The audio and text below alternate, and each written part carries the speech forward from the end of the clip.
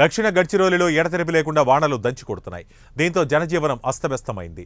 బామరాగడ్ అల్లపల్లి ప్రధాన రహదారిలోని పర్లకోట నది వంతెనపై నుండి ఉధృతంగా ప్రవహిస్తోంది. దీంతో తాలూకాలోని 70కి పైగా గ్రామాల రాకపోకలు నిలిచిపోయాయి.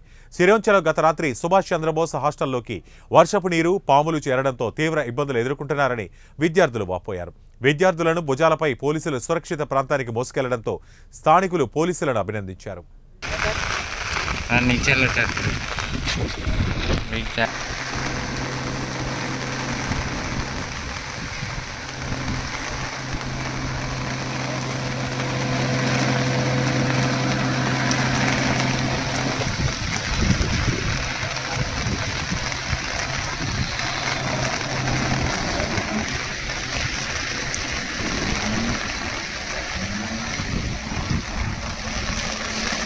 गया अपना एक